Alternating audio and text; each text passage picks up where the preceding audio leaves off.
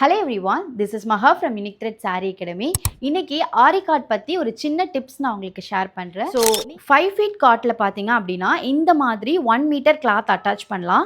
இந்த சைட்லையும் நீங்கள் த்ரெட்டை இழுத்து டைட்டாக நீங்கள் வந்து கிளாத்தை டைட் பண்ணுறதுக்காக இங்கே கட்டிடுவீங்க. ஸோ அதே மாதிரி பார்த்தீங்கன்னா ஆப்போசிட் சைட்லையுமே இந்த இதில் வந்து கட்டிடுவீங்க. பட் 6 ஃபீட் காட்டில் அட்டாச் பண்ணும்போது ஸோ இப்போ பார்த்தீங்க அப்படின்னா இதுதான் 6 ஃபீட் காட்டு. இதில் எப்படி அட்டாச் பண்ணணும் அப்படின்றத நான் உங்களுக்கு கிளியராக சொல்கிறேன். ஸோ 6 ஃபீட் காட்டில் பார்த்தீங்க அப்படின்னா இந்த சைடு வுட்டில் வந்து கிளாத்தை நீங்கள் டைட் பண்ணி த்ரெட் போட்டு கட்டிக்கலாம். இந்த சைடில் பார்த்தீங்கன்னா உங்களுக்கு வுட்டு வந்து ரொம்ப தள்ளி இருக்கும். 6 ஃபீட் காட் அப்படின்றனால லென்த்து ரொம்ப பெருசாக இருக்கும். அப்போது நீங்கள் கிளாத்தில் உள்ள த்ரெட்டை டைட் பண்ணுறதுக்காக இதில் அட்டாச் பண்ணிங்க அப்படின்னா த்ரெட்டும் வேஸ்ட் ஆகும், டைமும் ரொம்ப அதிகமாகும்.